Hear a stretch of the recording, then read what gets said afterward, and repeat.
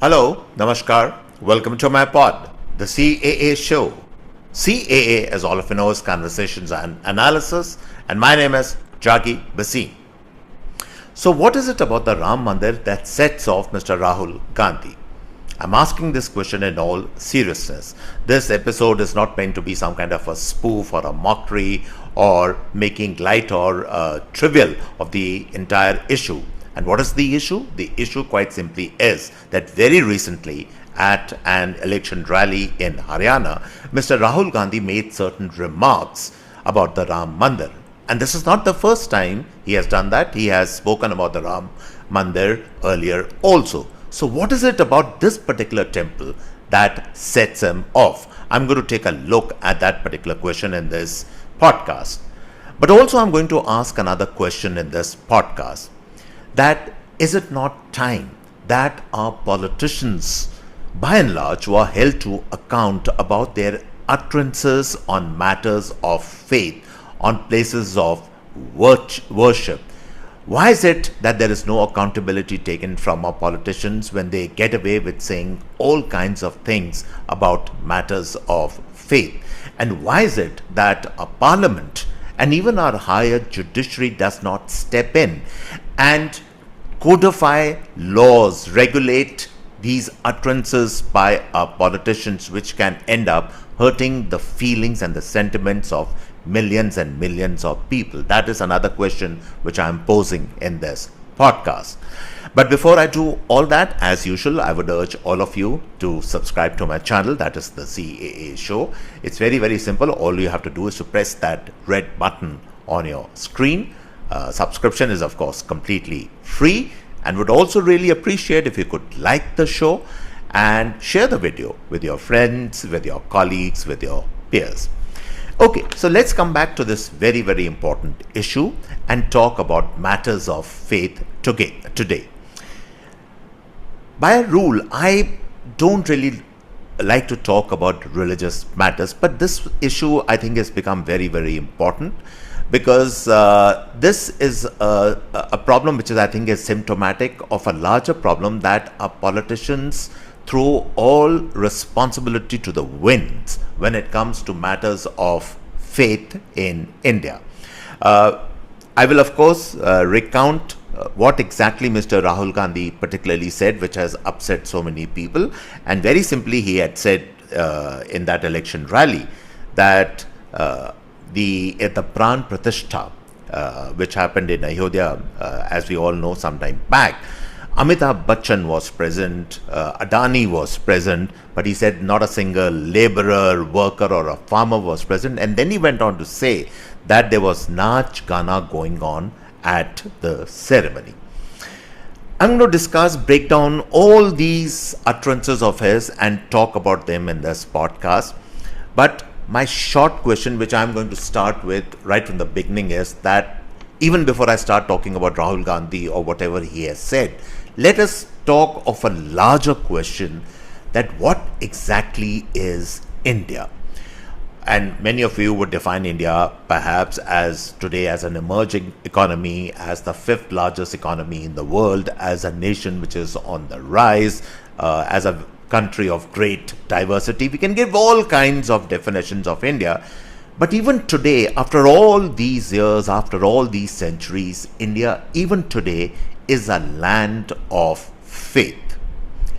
Let's not kid ourselves and think of other definition. This is perhaps the single true definition of India even today, that is in 2024. It is a land of faith.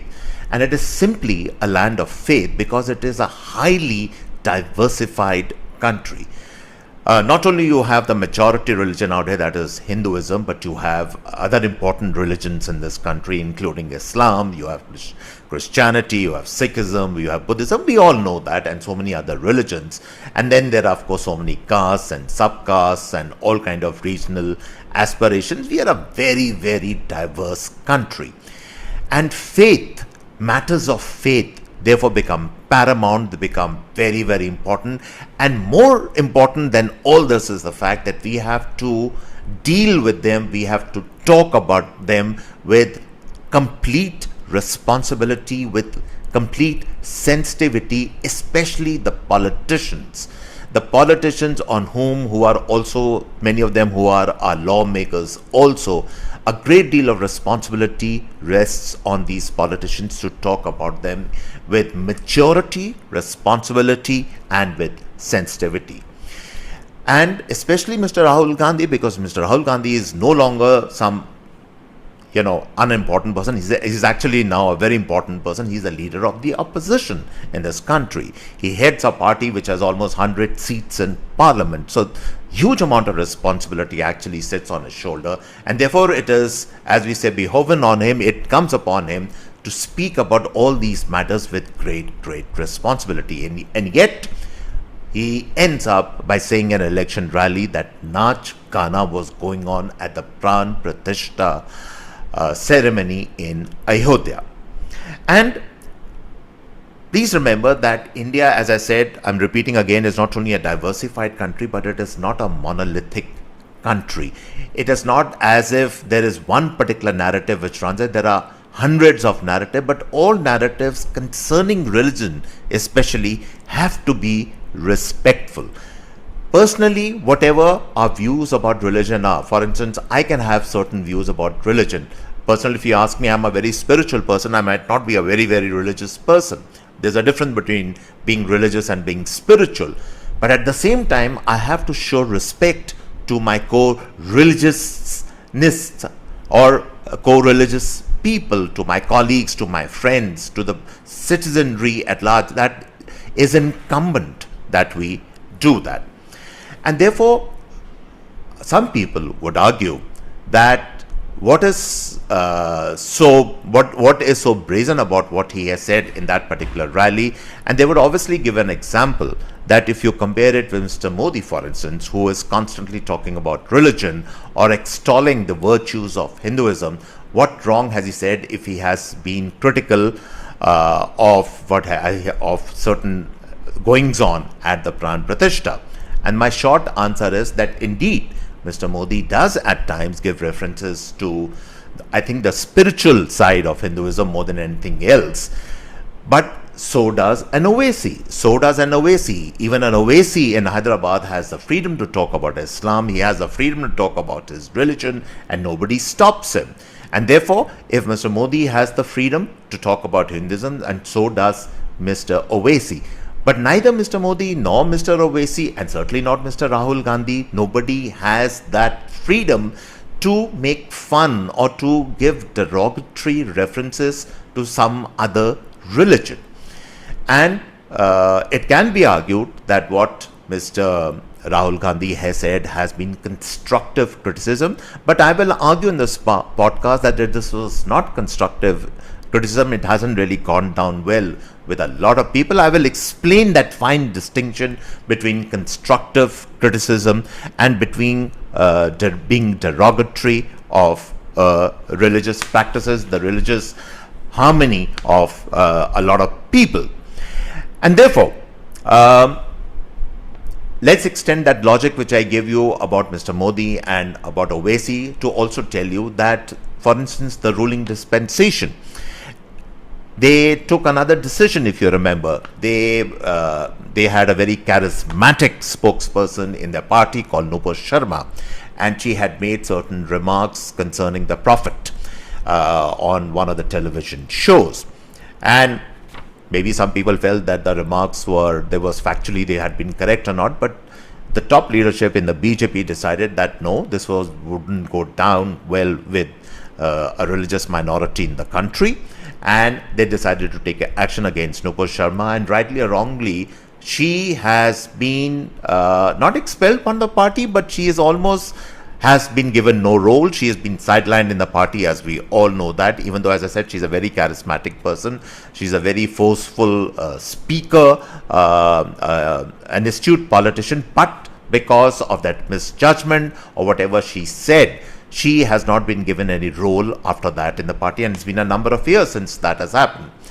So therefore, I'm arguing in this podcast that responsible political parties take responsible action, And therefore, the question which I am posing is that what is the responsibility of the Congress party, and what is the kind of action that they are contemplating, or they are even thinking that they should take to prevent these kind of utterances from being spoken of in public life. Now, let's try and break down the exact words and statements of Mr. Rahul Gandhi and what all he said in that rally. And there were 2 or 3 very important or pertinent points which he was making, and I want to discuss those points. He said that Amitabh Bachchan, the likes of Amitabh Bachchan and Adani were in the rally, which he really meant was maybe he was specifically referring to these 2 gentlemen, or he was basically referring to people, the celebrities, the celebrity class, the rich and the powerful. My first argument, of course, being that in important occasions, why should not the rich and the powerful, why should not celebrities also be a part of that? Are they not citizens of this country? Are there not people who have earned their place to sit at whatever table that is set? Why shouldn't they be a part? If the lowest of the low, if the highest of the highest, everybody has a right to be there. And therefore, why should we single out celebrities? We are not living in some kind of a communist state or something that, people who are achieved, who have done well for themselves, that only the proletariat or the peasants or the laborers, only they have a right to, nobody else has a right to. So that's the first point which I am making. So I think Mr. Amitabh Bachchan and Mr. Adani, or everybody, for that matter, everybody has a right to be at the pran pratishtha, and that's the first point which I am debunking of what Mr. Rahul Gandhi has said. Then the second thing, and that's the most important thing, that's the most important line of that statement which he made, was that this was a naach gaana at pran pratishtha. Now, I want to maybe take a little bit of time and expand on this issue. The term naach gaana is one of the most derogatory references that we can make in the Indian lexicon or in the way we speak in India. Naach gaana, by its very utterance, is one of the most derogatory references, and I don't even want to use the word. Naach gaana is referred to, a certain kind of an activity. And when you say naach gaana, then you're bringing the entire sanctity, the entire holiness, the entire spirituality of the pran pratishtha down to the lowest level. And therefore, what right do you have to make such a kind of a reference? You could have maybe been sure. If I think he also said something about the Prime Minister's clothes and all that. That's fine. I'm not too bothered about all that. That, if you are critical, you are critical. But why reduce the entire ceremony to a naach gaana? Naach gaana, as I said, has very, very bad and derogatory references, especially in the Indian context, and we have to be very, very careful when we use that kind of terminology, when we use those kind of words, because they have an entirely different meaning. And therefore, the question which I am posing is that were these words, naach gaana, used deliberately, or they were used maybe in innocence, maybe those words slipped out of his mouth? I don't know. Only Mr. Rahul Gandhi knows the truth. But there needs to be introspection out here. There needs to be some serious thinking out there that we should avoid this kind of language, the use of this kind of terminology. And therefore, when we say things like this, what we really are doing is, as I say, we are cheapening and coarsening the religious narrative in India. And therefore, I will take you back to my original point which I made right in the beginning, that since we are such a diversified country, we are essentially, as I said, even today, after all these years and centuries, we are still a country of faith. That is our real identity even today. And therefore, in a country of faith, when you cheapen and coarsen the religious narrative, then you are creating problems, you are creating a terrible narrative, and these narratives then spin out of control, and they can lead to communal disharmony, to communal unrest. They can lead to very, very bad things erupting in the country. And therefore, this has to be kept into mind. Now, let's take another important point which he has said and the connotations of what he meant by that. He, of course, referred to the BJP when he is referring to the pran pratishtha at the Ram temple. And therefore, the question which needs to be asked is this, that certainly the Bharatiya Janata Party and the Vishwa Hindu Parishad, the VHP, of course, we all know the movement, the Ram movement and the role of the BJP, and they have been, of course, behind the scenes, in front of the scenes. They have been working to see the fulfillment of the coming up of the Ram temple. We all know that. But does that mean that this temple at Ayodhya, the Ram temple, which to my mind is the number one temple in the country, actually, if you think about it, does this become a BJP temple? And that's the question which I'm posing for Mr. Rahul Gandhi and for the Congress party.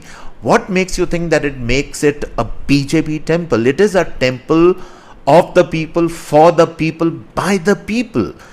No doubt the VHP and the BJP have played a major role in the construction and the coming up of the Ram Mandir. But it is really, at the end of the day, a temple of the people. And if you need proof of that, then see the number of devotees, the people who throng every day at the Ram temple and Ayodhya. Where are they coming from? They are not only coming from Ayodhya or from the surrounding areas of Uttar Pradesh, they are coming from all over the country. And if you think they are only coming from North India, you would be surprised at the number of people who are coming from the south, from the east, from the west. People from abroad, people are booking months and months in advance to go to the Ram Mandir. As I said, an entire ecosystem of tourism, of hotels, of all kinds of infrastructure have come up in Ayodhya to facilitate the arrival of these people, and that is not thinning. They are coming in hordes day after day. And therefore the question, the question which I am saying, the point which I am making out here really is that these are not members of a particular political party like the BJP who are coming there. These are people, either they are Indian citizens or they are citizens of Indian origin who are coming from within the country and from all over the world. And it therefore legitimizes, it makes it probably the number one temple in India. If there was some kind of a ranking like we have college rankings or institutional rankings, it would probably be the number one most frequented sought after place of desire and worship for people all across the country.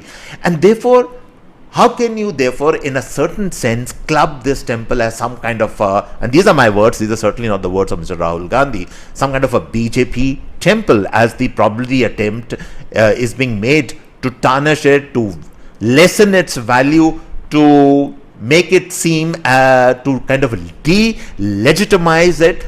Maybe that is the effort, I don't know.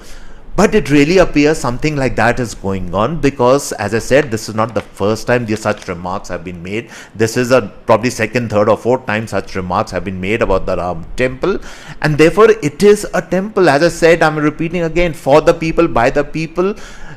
This temple has come up in that particular manner. And therefore, what we have to ask therefore in that context is a larger question.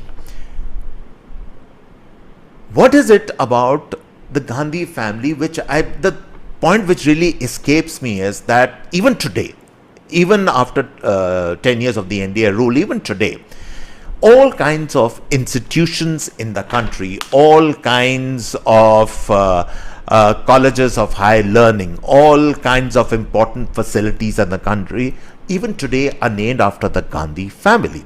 Now, for instance, I'm in Delhi, and therefore in Delhi, as we all know, there is the Indira Gandhi International Airport. I might have my own views of Indira Gandhi. I might like her or not like her as a politician, so what all she did or she did not do. Supposing if I don't like her, would that mean that I would stop commuting from the Indira Gandhi Airport because the airport is named after Indira Gandhi? Does it make therefore Indira Gandhi International Airport into a Congress airport? I mean, the whole idea is ridiculous, you know. Yes, it has been named after that. Fine, great, wonderful. I'll continue to use the airport. I'm using the same metaphor, the same analogy for the Ram Mandir, that yes, the BJP, the VHP have played a very critical role in the coming of the temple, but does it make this temple a BJP temple or a VHP temple, and therefore the other public cannot use it? That's a ridiculous idea. As I said, it's a temple of the people, for the people, by the people. And therefore, it begs the larger question that what are we getting at? That is some kind of a sanctity first to be given by a particular family, maybe the Gandhi family in this country, and therefore that particular place of worship or that institution or that body then becomes legitimate and you can go there. Is that the thinking out there? Please clarify all these things for us, because the very fact, the constant attempt which is going on, and we can all see through that, is to delegitimize the sanctity of the Ram Mandir. This is not so much, as I said, about naach, gaana, or Amitabh Bachchan or Adani or anything. This entire effort is to delegitimize the sanctity of the Ram Mandir. And even this entire effort, that you take the politician who has won from Ayodhya, who happens to be from the Congress party, and you showcase him as, see this victory we have achieved in Ayodhya, and therefore it sends a message that nobody cares about your Ram Mandir or anything. That's silly. It is childish. It is juvenile behavior. The winning of the Ayodhya seat by a member of the Congress party, by a loyalist of the Gandhi family, has nothing to do with the Ram Mandir at all, if you ask me. Maybe yes, there was a bad selection of candidates or whatever, or internal politics or whatever. Those are separate issues. But it has nothing to do with the legitimacy of the Ram Mandir. And the Ram Mandir, as I said, is standalone. It is on its own. It has its own aura. It has its own sanctity. It has its own spiritualism. And therefore, for politicians, or in politicians, I would say, both from the left and from the right, or from any other side, to keep on bringing the mandir or the temple into their political wrangling is a disservice, really. And that's the point which I'm making in this podcast, that why can't we not only stop it, but why can't our lawmakers, why can't a parliament, why can't our higher judiciary set down rules, codify certain rules and regulation that this is not kosher, this cannot be allowed, because it hurts the sentiments of the people. And talking of the sentiments of the people, that's the last point which I would make in my podcast, is that people wrongly think that this criticism of Mr. Rahul Gandhi has only hurt the sentiments of Hindus. I am arguing in this podcast that it has actually hurt the sentiments even more of the religious minorities in this country, including the Muslim religion, including the Sikhs, including the Christians, everyone.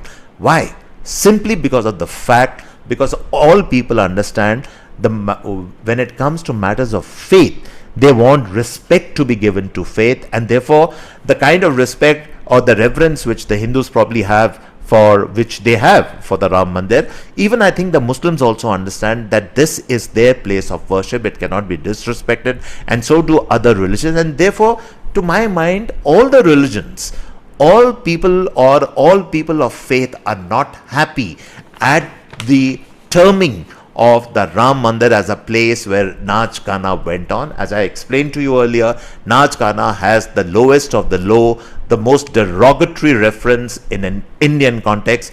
Such words, such lexicon should never have been used in the first place. And therefore, we can only hope, as the election season catches on with full fervor as we go along, that such references don't come up again. Hope somebody is listening out there and better sense dawns on our politicians to keep religion certainly out of politics. This is a classic case where we say religion needs to be kept out of politics. Last point, the Ram Mandir is stand alone. It's a symbol of reverence. It's a symbol of spirituality. It's a symbol of desire. It's a symbol of faith for millions and millions and millions of people in India and abroad. Let's keep it that way. Let's not de-sanctify it by these ill-temperate remarks. They should be kept out of the lexicon. They should not have been spoken. And therefore, on this note, I come to the end of this podcast. I hope you really enjoyed this podcast. And if you like my show, of course, do subscribe to it. And till next time, as usual, it's goodbye and cheers from my end.